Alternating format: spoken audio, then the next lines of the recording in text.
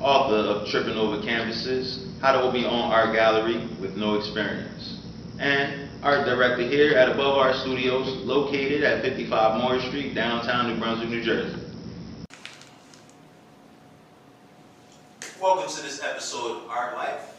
We actually have a special guest with us here today. Allow me to introduce you to a man of many hats, even though now I think he only has one official job, quote unquote, but he does many. We're here today with Mr. Deonte Griffin-Quick.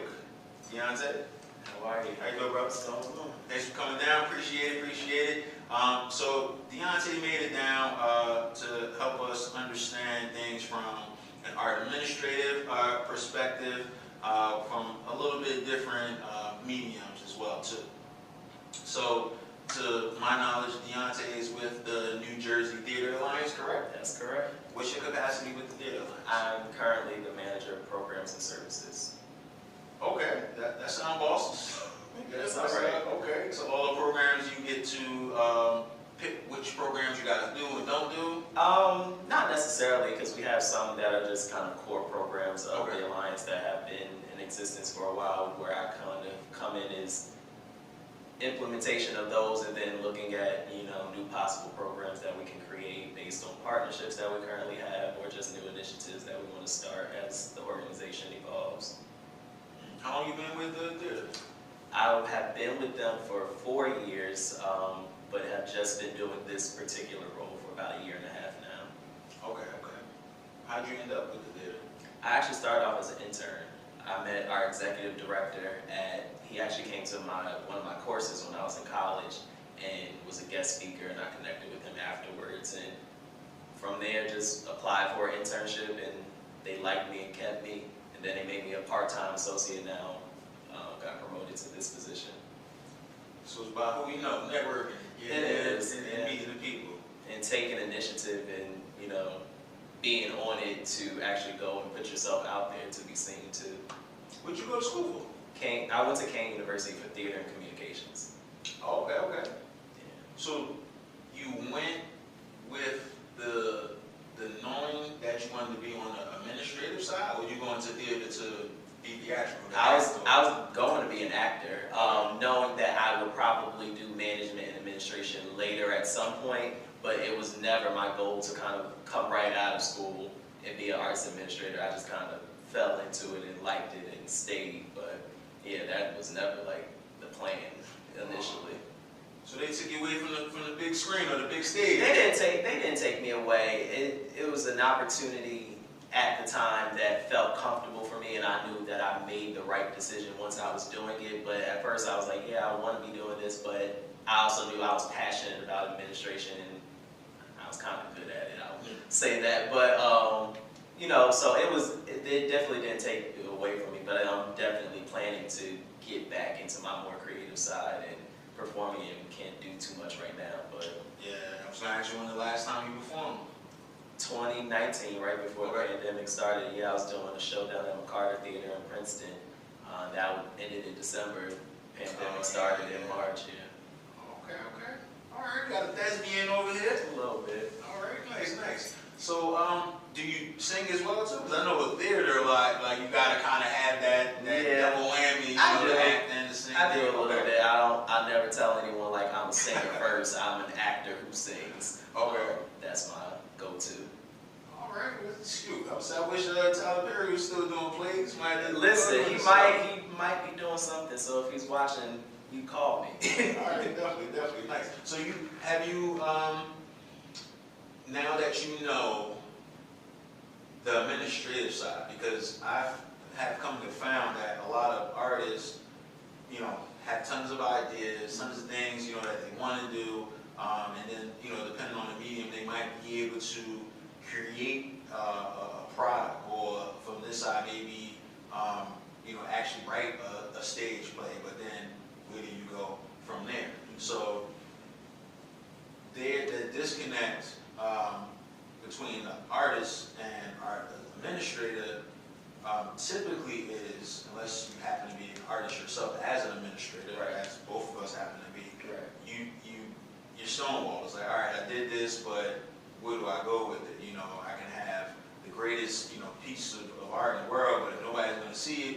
nobody's going to agree with me because they didn't even have a chance to formulate an opinion because they didn't see it.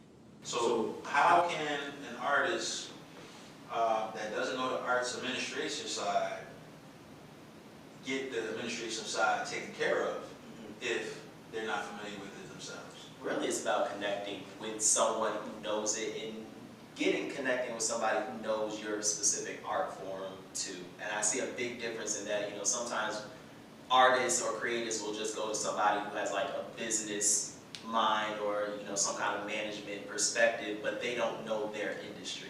So I think it's very important that you connect with somebody, network, you know, do your research, find people that are currently doing management within that particular industry. And those are the people you lean on. Even if, you know, because sometimes as artists and as creatives, some of us can't do the management thing. Yeah. And yeah, unfortunately, but it is a big part of what we do. So it's either you're gonna learn some tools to kind of just get you through what you need to do, or you're gonna invest in bringing somebody onto your team or somebody that you can lean into, you know, that you can call on for advice or say, hey, this is what I'm planning, this is what I'm doing.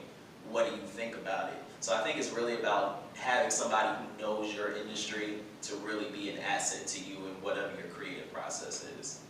Yeah, I think that's definitely key because now that you think about it, so, you know, I consult creatives, but I do have more experience with certain mediums than others. Right. And I was just thinking about, like, if a dancer, like I've never worked with a dancer, so if a dancer came to me and, you know, wanted some type of, you know, career advice or mentorship, like I would have to outsource that. I would have to call, you know, other people that I know to see what they can do because, I mean, overall you might have some of those same business management aspects, but again, it's really key what you said, you know, niche specific.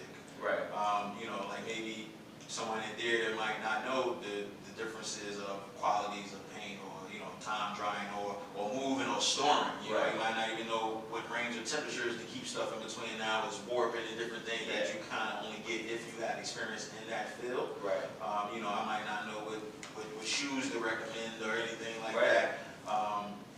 And now it's just really cool because there's at least one black company that makes black people skin nude leotards and things like that, which is a dope development. I like to see that out as well too, because I want to look nude if I'm supposed to look nude. I don't want to look peach. You know what I mean? Yeah, it's like it's not nude on me. Like I want to come in and look and have to double take. Like, damn, is she naked? Oh nah, she got a full leotard on. Like, oh, all right, cool. That was what I thought it was. So like I like the evolution, you know, in that field as well, and that we're seeing.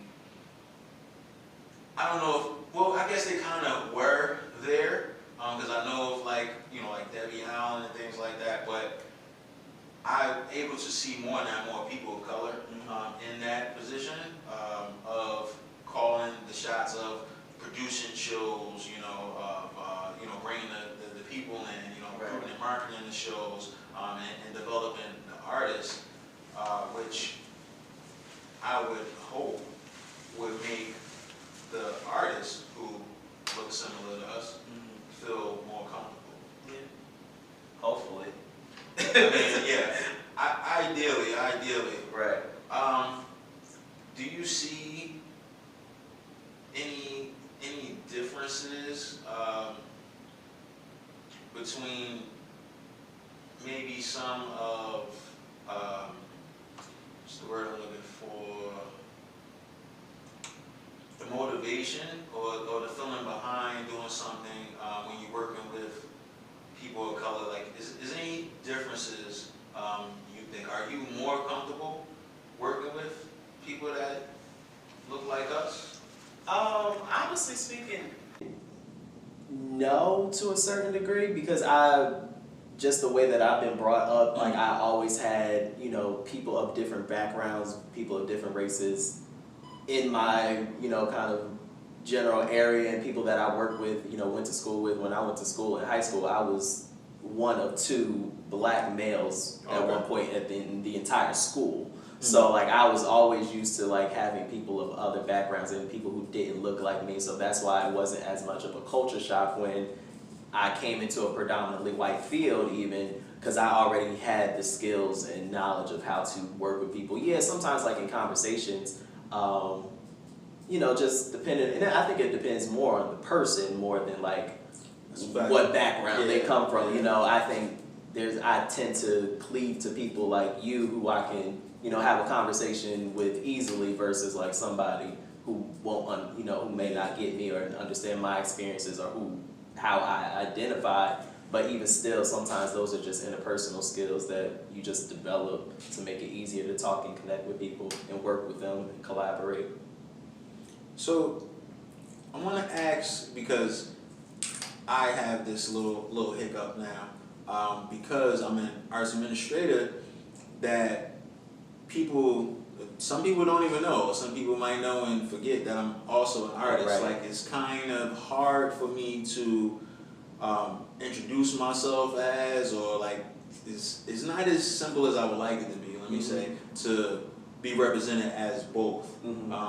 You know, I mean, now that I've, you know, done a couple of articles that I've kind of coined, you know, the artist administrator. Right. But before even, you know, coming up with that phrase, it was like I kind of had to introduce myself as one or the other. You know, and in terms of, especially in terms of being taken seriously, it's like if you do music, let's say for, you know, you're a rapper or something, and you don't have a manager, you're managing yourself, that's going to be taken a lot less serious as somebody who's coming along and has someone who's already, you know, and it's like I'm giving up what I have going on for this person, you know, because I believe in them, and I like, that's different. It's the same thing like if you showed up to the court and represented yourself. Like, the judge is kind of looking at you like, all right, you can do that, but you sure you don't want to get an attorney, you know, because everybody's your perception is different of you. So when you introduce yourself, is it as one or the other, or is it as both? Or what I do, I'll give them the arts administrator first. It's just kind of, it's broad, it's clean. People who don't know me personally and just look at things from the outside, that's obvious. Right. So I kind of give them that, and then it's like, all right, now if we're, you know, we're getting to know each other, we're getting more intimate, we're figuring out what we're into, I'm going to tell you some of my, you know, skills and hobbies and things like that. So people will find out on the back end, and then they're like, oh, I didn't even know, you know, you did this, or you did that, or you did that. So how is it that you go about that? Honestly, I try to be diligent in introducing myself as both and presenting myself as both in conversation or all of my social media, all of my platforms. Because, and it's also good for me to remember that I am an artist and a creative person too. Because, you know, when you get caught up in management and administration, that can be your thing for a while. But I think it's important that as creators, we keep that part of our identity, because it's also been good for me, because a lot of times, like if I'm in, you know, a more arts administration role or meeting, and, you know, in conversation with somebody, and then I'm like, oh, you know, I'm an actor too, they're like, that's great, I didn't know that, let me get your information if they don't already have it, because, oh, we have this project going on that you would be great for. So I try to lead with that, and letting folks know that there is a balance. And yeah, of course, you know, depending on the context of who you're talking to or what the situation is, you might tell them like, oh, I'm coming today as an actor, or I'm coming today as an administrator, but that the other part of me never like is gone. It's always in the room with me. I always bring that perspective, even when, you know, I'm talking about projects, when I'm talking about different things. Both, you know, hats are kind of playing with each other at the same time. Yeah, I definitely like how you put that, and I think even it's kind of an extra blessing, I think, really hearing you say it now, kind of realizing like you're in a good position, because you're on the inside. Yeah. A lot of artists, as artists, can't get on the inside. Right. But again, about what we said earlier, is about who you know. If you can't get on the inside, how you gonna know anybody on the inside? Right. So if you get in through, you know, a back door, or through, you know, a internship, you know, do a job, whatever, and you're in there at that point, not only do you know those people, and people typically work with people they know, so when something, opportunity pops up, it's like that, it's like having the internal job post, you know, it comes up internal first and foremost outside. You're internal, so you're like, oh, you need an actor, I act. Right. Oh, you need to paint, oh, I paint, oh, I draw, like, you know, you need to speak, I speak, I write. Because you're inside, you get, you know, the first thing. Yeah, you know what I mean? It's like, hey, listen, consider me first, you know, and you happen to know me, so that is critical.